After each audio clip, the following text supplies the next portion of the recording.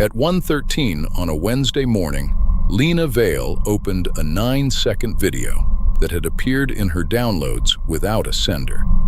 It showed the corridor outside her apartment from ankle height.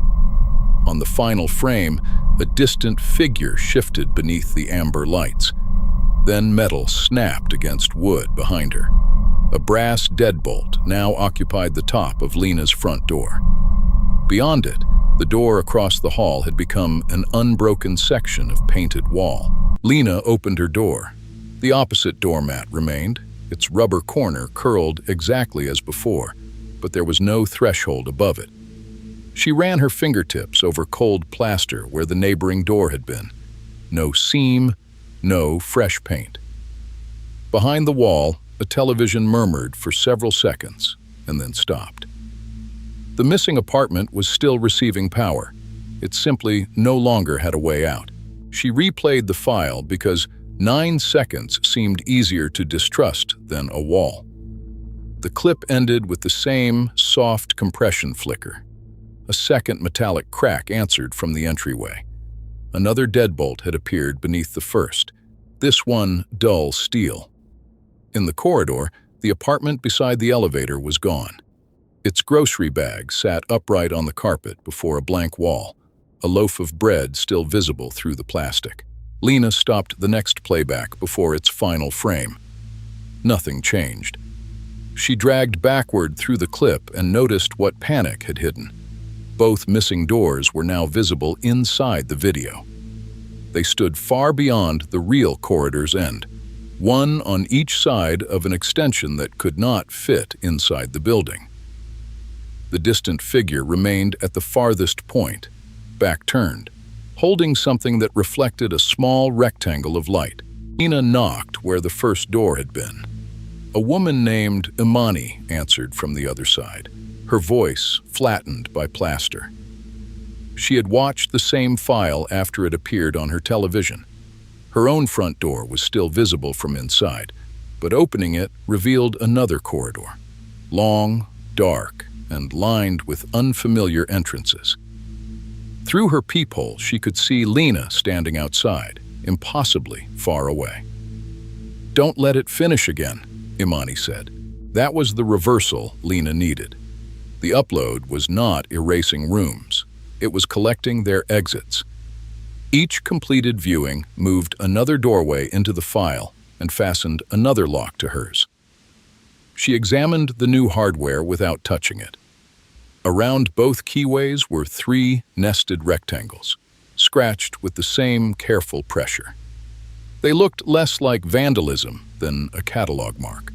She shut down her laptop, unplugged the television, and placed the phone face down without completing the paused clip. For almost a minute, the building held still. Then the upload's thin audio began behind Imani's wall. Imani had powered off her television, but the sound now came from her phone. 9 seconds passed. A third door vanished near the stairwell. A black deadbolt appeared on Lena's door. The sealed residence began receiving the file in sequence. Its sound traveled behind the walls from one apartment to the next. With each 9-second cycle, a door flattened into paint, and another lock struck Lena's door. She moved down the corridor, calling for everyone to stop their screens, but her voice reached them through a hallway longer than the building. Their replies returned delayed, and from the wrong directions. Lena reached the fire stair entrance as a final second of audio leaked through the wall beside it. The handle disappeared under her palm. Painted plaster replaced the entire door before she could pull. The illuminated sign above it remained, shining on nothing. Behind her, the elevator doors closed and did not reopen. The floor had become a sealed passage with Lena's apartment as its only surviving threshold. Her own door was difficult to move under the weight of 7 locks that existed only on its hallway face. The original latch still worked. Lena pulled it open and looked back into her apartment. Everything remained ordinary. The gray coat, the narrow table, the cup beside her unplugged laptop. but the paused video had resumed on the black screen. The corridor inside it was now several times longer, lined with every missing door. Lena stepped inside to stop the playback. The figure at the far end was clearer now. It wore a charcoal hood and loose olive trousers. One hand held a phone with a pale fracture across its upper corner. Lena looked down at her own clothes and understood why the figure had never turned around. The first version of the file had already contained the person she would become after the last door was taken. She backed into the corridor, unwilling to be sealed inside the apartment. The upload reached its 8th second. Lena wedged her shoe against the door and stretched toward the screen, but a chorus of knocks erupted from the transferred entrances. For an instant, the video showed dozens of hands testing handles along its impossible length. The distraction lasted less than a second. It was enough. The final frame loaded. The dark green door swung shut. Before it reached the frame was gone. Wall covered the opening, followed by smooth paint and a final muffled click. Lena's doormat remained beneath her feet. The corridor lights went out one by one, not toward her, but away from her, extending into distance that had not existed a moment earlier.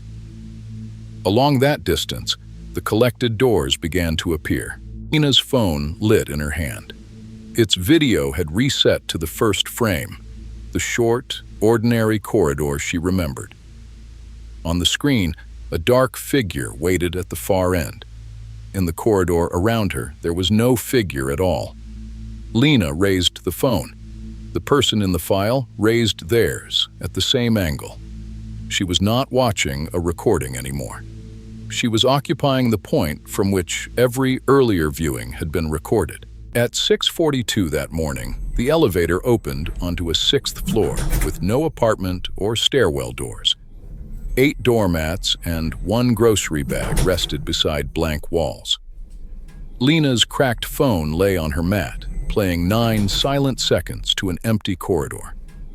Before the elevator closed, 3 nested rectangles appeared in the metal beside the call button. At the far end of the phone's image, Lena remained perfectly still, holding the camera that watched her.